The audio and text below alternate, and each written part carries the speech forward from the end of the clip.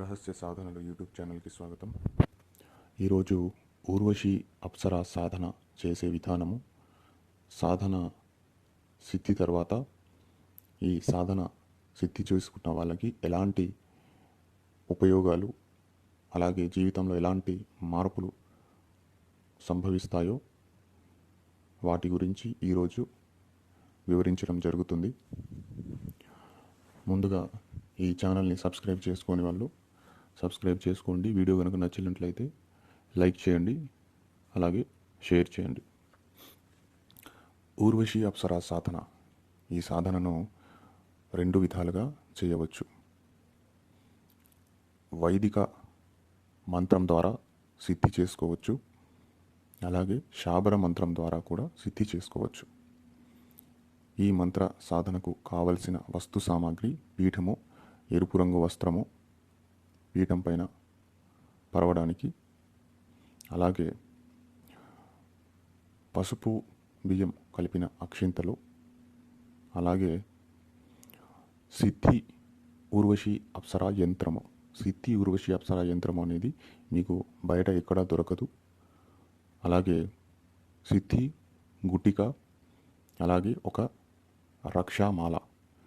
ఎవరైతే ఈ సాధన చేయాలి అనుకుంటారో వాళ్ళు నన్ను వాట్సాప్ ద్వారా సంప్రదించినట్లయితే ఈ 3 వస్తువులను మీకు నేను అందించడం జరుగుతుంది. సిద్ధి పొందిన ఊర్వశి అప్సరా యంత్రము, అలాగే సిద్ధి గుటిక, అలాగే రక్షామాల. ఈ 3 అనివార్యము. ఖచ్చితంగా సాధనలో సిద్ధి పొందినవైతేనే మీకు ఆ సాధన సిద్ధి ప్రాప్తి అయ్యేది. వీటితో పాటు ఒక స్ఫటికమాల మీరు తీసుకోవాల్సి వస్తుంది. అలాగే యంత్రాన్ని పీఠం పైన స్థాపన చేసే ముందు గణపతి దేవుడిని ఆవాహనం చేసి, ముందు గణపతి దేవుడిని స్థాపన చేసి, ఈ గణపతి దేవుడి స్థాపన అనేది వక్క, అంటే పగలగొట్టని వక్క ఏదైతే ఉంటుందో ఆ వక్కని మనము స్థాపన చేసి గణపతి దేవుణ్ణి పీఠం పైన కూర్చోపెట్టవచ్చు. ఆ తర్వాత సిద్ధి యంత్రాన్ని పీఠం పైన స్థాపన చేసి ముస్తాబు సామాను ఏదైనా పూజ స్టోర్స్లో మీకు అందుబాటులో ఉంటుంది. ఈ ముస్తాబు సామాన్లో దాదాపుగా బ్యాంగిల్స్, అంటే గాజులు కానివ్వండి, బొట్టు కానివ్వండి, ఇవేవైనా ఎరుపు రంగులో ఉండాలి. అలాగే గులాబీ పూల సువాసన గల ఒక అత్తరు, అంటే సెంటు బాటిల్ అనేది కూడా మీరు తీసుకోవాలి. దాంతో పాటుగా మీరు ప్యూర్ ఆవు నెయ్యితో చేసిన 7 రకాల స్వీట్స్ అంటే మిఠాయిలు కూడా మీరు నైవేద్యంగా పీఠం పైన పెట్టాలి. ఆవు నెయ్యితో దీపం ప్రజ్వలితం చేయాలి. ఆ తర్వాత పంచోపచార పూజలు చేసి మీరు ఈ సాధనను ప్రారంభించవచ్చు. ఈ సాధన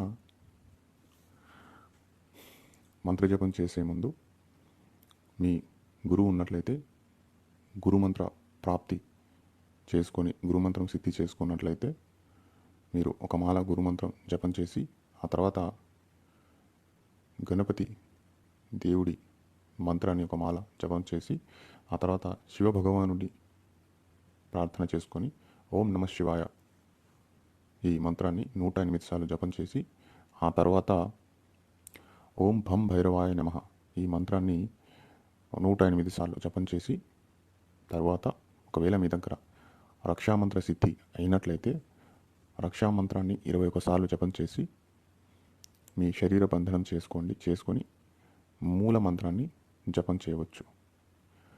అయితే ఈ సాధన అనేది మీ ఇంట్లో పూజ గదిలో కూడా యంత్రాన్ని స్థాపన చేసుకొని చేయవచ్చు, లేదా మీకంటూ ఏకాంతంగా ఏదైనా గది ఉన్నట్లయితే అందులో చేసుకుంటే ఇంకా బాగుంటుంది. ఆ పూజా స్థలంలోనే మీరు, అంటే ఈ అప్సరస ఊర్వశి అప్సరస యంత్రస్థాపన చేసి మీరు ఎక్కడైతే పూజ చేసుకుంటున్నారో అదే ప్రదేశంలో మీరు పడుకోవాలి.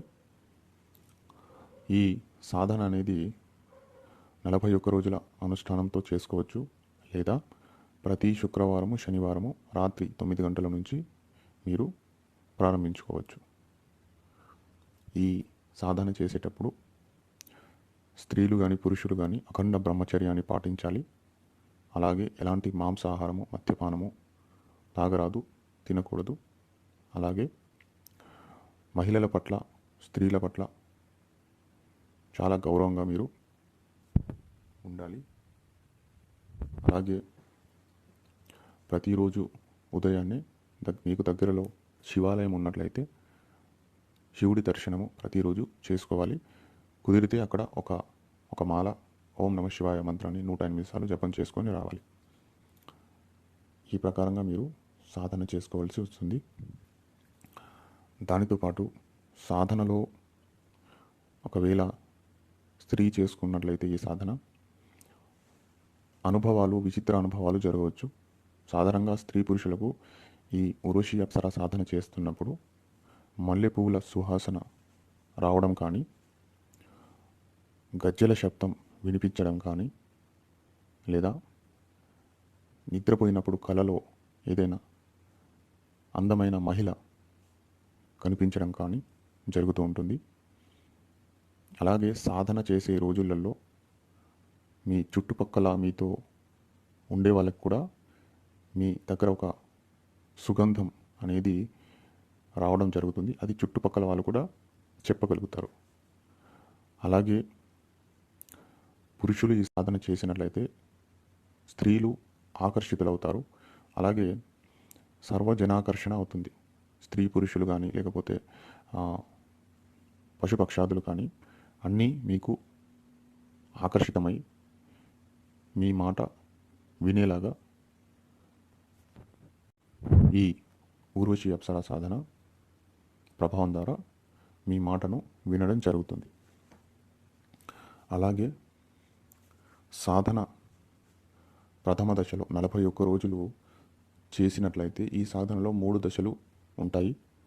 1వ దశలో మీకు నిద్ర రావడం కానీ, లేదంటే పీడకలలు రావడం కానీ, అలాగే సాధన చేస్తున్నప్పుడు ఏకాగ్రత లేకుండా సాధనను వదిలేయాలి అనే భావం ఆలోచన మీ మనసులో రావడము సాధన చేస్తున్న సమయంలో, అలాగే కామంతో కూడుకున్న ఆలోచనలు రావడం, ఇలాంటి విచిత్రమైన అనుభూతులు ప్రథమ దశలో 41 రోజులు అనుష్ఠానం చేసినట్లయితే ప్రథమ దశలో ఒక వారం నుంచి 10 రోజుల వరకు ఇలాగా సాధన అనేది కొనసాగుతూ ఉంటుంది.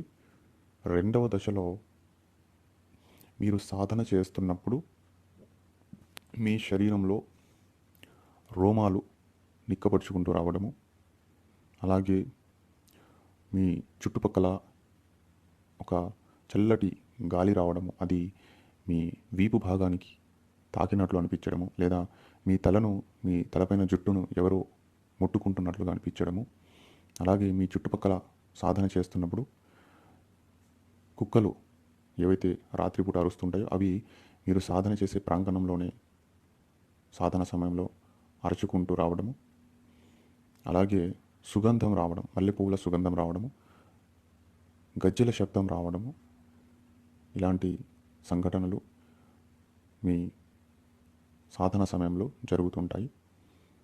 అలాగే సాధన 3వ దశలో అంటే 10 రోజుల నుంచి 20 రోజుల వరకు 25 రోజుల వరకు ఈ సాధన 2వ దశలో ఉంటుంది. 25వ రోజు నుంచి 41వ రోజు వరకు ఈ దశలో సాధన చేస్తున్నప్పుడు సడన్గా అకస్మాత్తుగా మీ ముందు ఒక మెరుపులాగా ఏదో శక్తి వచ్చి వెళ్తున్నట్టు అవ్వడం కానీ, లేకపోతే మీ భుజాలపైన ఎవరైనా చేయి వేస్తున్నట్లు అనిపించడం కానీ, అలాగే మీ కలలో భయంకరమైన అంటే భయానకం కలిగించే ఒక వికృతమైన ఆకారం అనేది మీకు కనిపించడం కానీ, లేదా మిమ్మల్ని కామానికి గురి చేసి మీ మనసును భ్రమితం చేసి సాధనను విఘ్నం చేయడానికి ప్రయత్నించడం కానీ జరుగుతుంటుంది. ఇది 3వ దశలో జరుగుతుంటుంది. ఆ తర్వాత సాధన ఆఖరి వారంలో, ఒక వారం అయితే సాధన అయిపోతుంది అన్న సమయంలో, అంటే ఆఖరి రోజులలో అప్సరస ఒక అందమైన స్త్రీ రూపంలో మీ కలలో రావడం జరుగుతుంది. ఇది ఖచ్చితంగా అనుభవంతో చెప్తున్న మాటలు. నేను ఈ అప్సరస సాధనను కొంతమందికి ఇవ్వడం జరిగింది. ఈ అప్సరస సాధన 2 సంవత్సరాల క్రితం నేను చేయడం జరిగింది. ఆ తర్వాత ఈ అప్సరస సాధన అంటే ఊర్వశి అప్సరస సాధన సిద్ధి ద్వారా జీవితంలో చాలా మార్పులు అనేవి ఖచ్చితంగా సంభవిస్తాయి. అయితే ఈ అవగాహన ఉంది కాబట్టి ఈ వీడియో చేయడం జరుగుతుంది. ఆఖరిగా ఒక వారం రోజులైతే సాధన అయిపోతుంది అన్న సందర్భాలలో స్వయంగా ఒక అందమైన స్త్రీ రూపంలో, ఒకవేళ పురుషుడు చేస్తున్నట్లయితే ఈ సాధన అందమైన స్త్రీ రూపంలో కలలో రావడం జరుగుతుంది అప్సరస, ఊర్వశి అప్సరస. అంటే సాధనను విఘ్నం చేయడానికి వస్తుంది. ఏదో చెడు కార్యాలు చేయడానికి కాదు, సాధనను విఘ్నం చేయడానికి. అయితే ఎవరైతే ఏకాగ్రతతో పూర్తి బ్రహ్మచర్యాన్ని పాటించి, నియమ నిబంధనలను పాటించి ఎవరైతే ఈ సాధనను ఆఖరి రోజు వరకు చేస్తారో ఖచ్చితంగా ప్రత్యక్షంగానో అప్రత్యక్షంగానో, లేదా అంటే ప్రత్యక్షం అంటే స్వయంగా ఒక రూపం కళ్ళ ముందు ప్రత్యక్షమై కనిపించడము, అప్రత్యక్షం అంటే మనకి ఏదో నీడలాగానో లేదా ఏదైనా చిన్న పొగలాగానో కనిపించి సిద్ధి అనేది అప్సరస ఇవ్వడం జరుగుతుంది.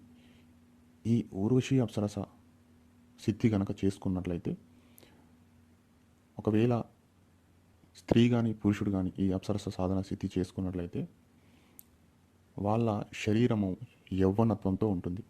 ఒకవేళ వాళ్ళ శరీరంలో ఏవైనా వ్యాధులు ఉన్నా కానీ, లేదా చర్మ వ్యాధులు ఉన్నా కానీ, ఆ వ్యాధులన్నీ పోయి అత్యంత సుందరంగా, అందంగా కనిపిస్తారు. అలాగే జనాకర్షణ జరుగుతుంది. వాళ్ళు మాట్లాడే మాటలు 100 మంది వాళ్ళ వాక్చాతుర్యాన్ని అభినందిస్తుంటారు. అలాగే సినీ రంగాలలో కానీ, సంగీత రంగాలలో కానీ, లేదా రాజకీయ రంగం కానీ, ఈ మార్కెటింగ్ రంగాలకి సంబంధించిన వాళ్ళు కానీ ఇలాంటి సాధన చేసినట్లయితే చాలా ఉపయోగకరంగా ఉంటుంది. సాధనలు చేసే వాళ్ళకి కూడా అద్భుతంగా ఈ ఊర్వశి అప్సర సాధన ఉపయోగపడుతుంది. కొన్ని గుప్తమైన తాంత్రిక ప్రయోగాలు ఎలా చేయాలి, ఎలా చేస్తే ఎలాంటి ఉపయోగాలు ఉంటాయి అనే గుప్తమైన రహస్యాలను కూడా ఈ ఊర్వశి అప్సర తెలియజేస్తుంది. అలాగే చాలామందికి, అంటే స్త్రీలకి వివాహం కాని వాళ్ళకి ఈ అప్సరస సాధన చేసినట్లయితే ఖచ్చితంగా వాళ్ళకి ఒక మంచి మనసు గల అందమైన పురుషుడు వాళ్ళ జీవితంలోకి రావడం జరుగుతుంది. వాళ్ళ వివాహం కూడా జరుగుతుంది. అలాగే పురుషుడు చేసినట్లయితే ఆ పురుషుడి జీవితంలో ఒక అందమైన స్త్రీ రావడం జరుగుతుంది, వివాహం జరుగుతుంది. అలాగే భార్యాభర్తల మధ్య అన్యోన్యత లేని వాళ్ళు కూడా స్త్రీ చేసినా కానీ పురుషుడు చేసినా కానీ ఈ మంత్రశక్తి ద్వారా ఆకర్షవంతమైన శరీరం అనేది మార్పు చెంది ఎలాంటి తప్పుడు ఆలోచనలకు గురి కాకుండా భర్త భార్య ఇద్దరు సంతోషంగా ఉండటం జరుగుతుంది. వాళ్ళ మధ్యలో ఎవరు బయటి వాళ్ళు రారు. అప్సరస సాధన వల్ల ధనప్రాప్తి కూడా జరిగే అవకాశం ఉంటుంది. ధనప్రాప్తి అంటే ఏదో వజ్రాలు వైఢూర్యాలు ఆకాశంలో నుంచి భూమిపైన పడవు, అలా కాదు.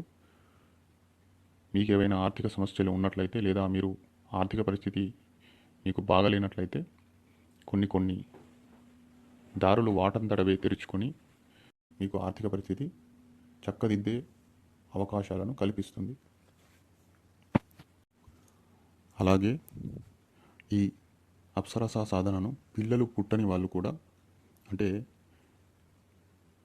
పెళ్ళైన కొన్ని సంవత్సరాల తర్వాత, పెళ్ళైన కొన్ని సంవత్సరాల తర్వాత కూడా పిల్లలు పుట్టని వాళ్ళకి ఈ సాధన చేసినట్లయితే ఒక అందమైన శిశువు పుట్టడం జరుగుతుంది.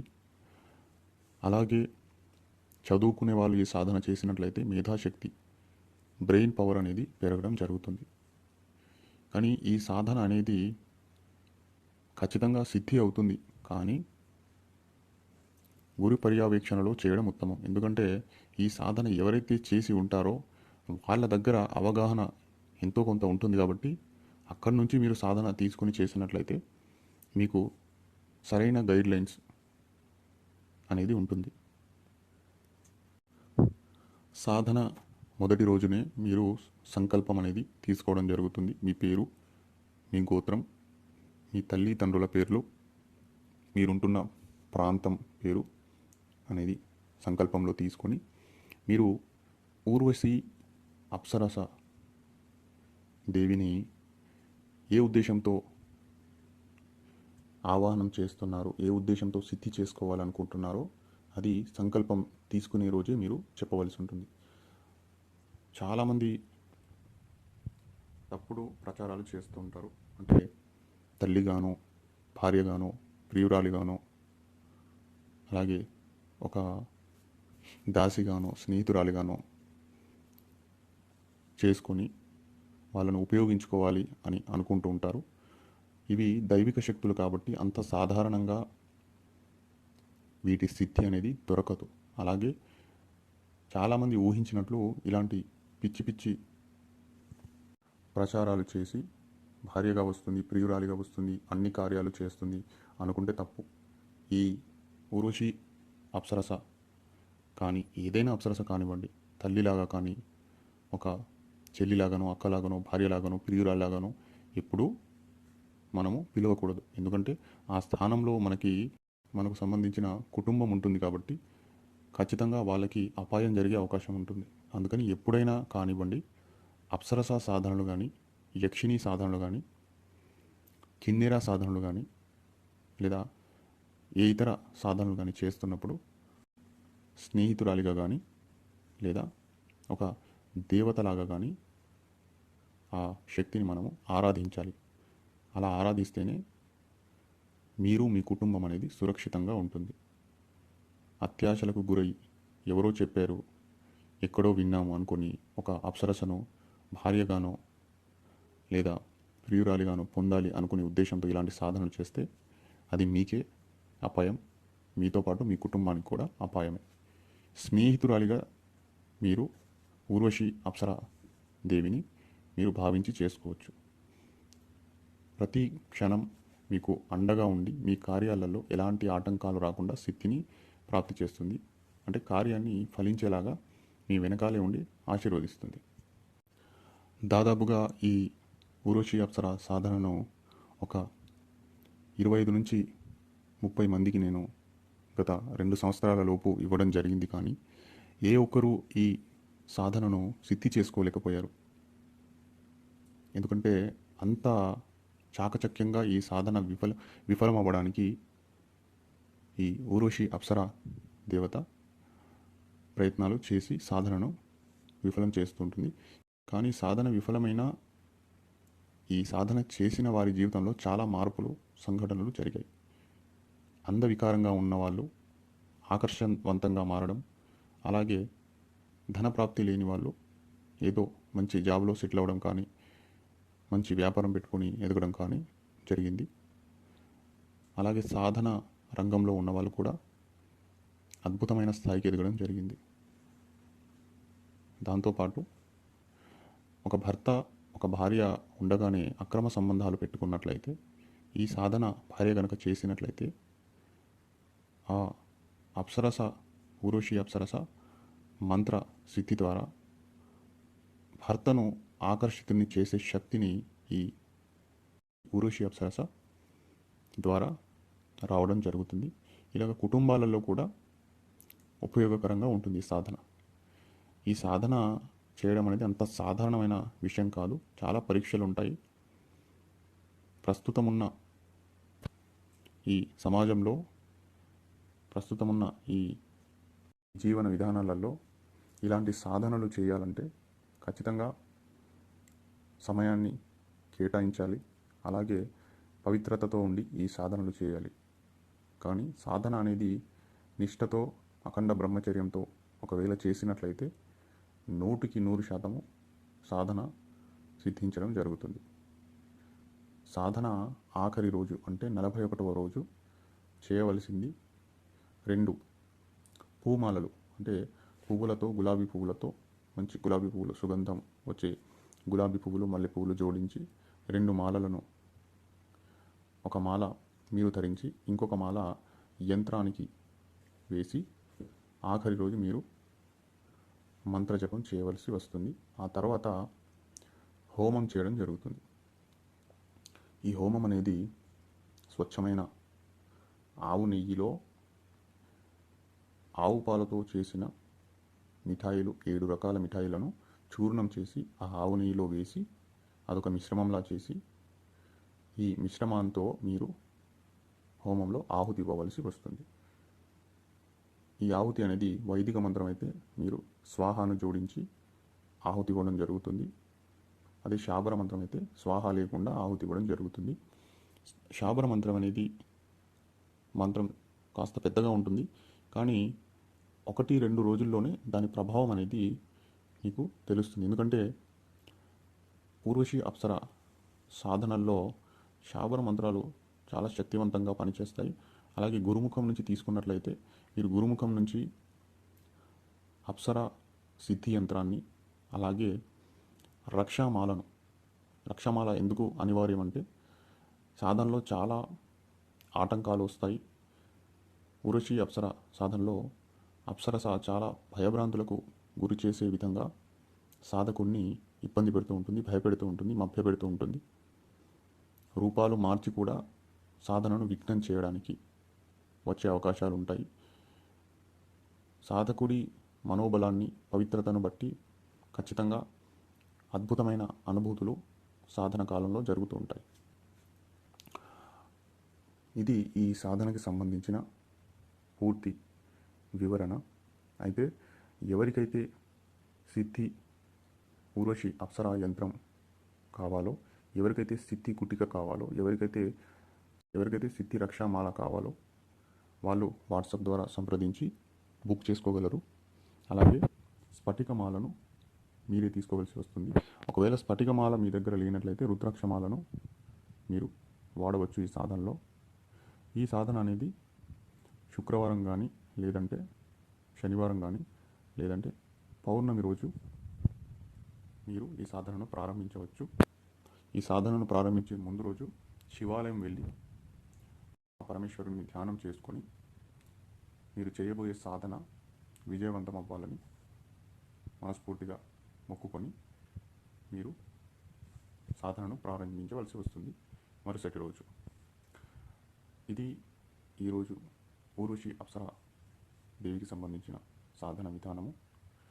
గుర్తుపెట్టుకోండి, సిద్ధి ఊర్వశి అప్సర యంత్రము, అలాగే సిద్ధి కుటిక, సిద్ధి రక్షా మాల అనేది అనివార్యం. ఖచ్చితంగా మీరు ఈ 3 వస్తువులు ఖచ్చితంగా మీకు సిద్ధి కలిగినవైతేనే సాధన అనేది చక్కగా సిద్ధి ప్రాప్తి దొరకడం జరుగుతుంది సాధనలో. అలాగే ఈ ఊర్వశి అప్సరస సిద్ధి మంత్రం ఏదైతే స్వయం సిద్ధి మంత్రం ఉంటుందో, మంత్రాలలో కొన్ని మంత్రాలు 1000 సార్లు కానీ, 10,000 సార్లు కానీ, 1,00,000 సార్లు కానీ, 3,00,000 సార్లు కానీ మంత్రజపం చేసినట్లయితే సిద్ధి దొరుకుతుంది. అలాగే కొన్ని మంత్రాలు స్వయం సిద్ధి మంత్రాలు ఉంటాయి. ఆ స్వయం సిద్ధి మంత్రాలు స్వయంగా జాగృతంగా ఉంటాయి కాబట్టి అలాంటి మంత్రాల ద్వారా మీరు ఖచ్చితంగా సిద్ధిని పొందవచ్చు. ఎవరికైతే మంత్రం కూడా కావాలనుకుంటారో వాళ్ళు వాట్సాప్ ద్వారా సంప్రదించండి, మెసేజ్ చేయండి. అంటే సాధన చేయాలి అనుకున్న వాళ్ళు మెసేజ్ చేస్తే చాలు. అలా అనుకొని మాటికి వాట్సాప్లో కాల్స్ చేసి ఇబ్బంది పెట్టకండి దయచేసి. ఒకసారి నేను చూస్తే తప్పకుండా మీకు రిప్లై ఇవ్వడం జరుగుతుంది. అలాగే మా ఛానల్ను సబ్స్క్రైబ్ చేసుకోకపోతే సబ్స్క్రైబ్ చేసుకోండి. అలాగే లైక్ చేయండి, షేర్ చేయండి.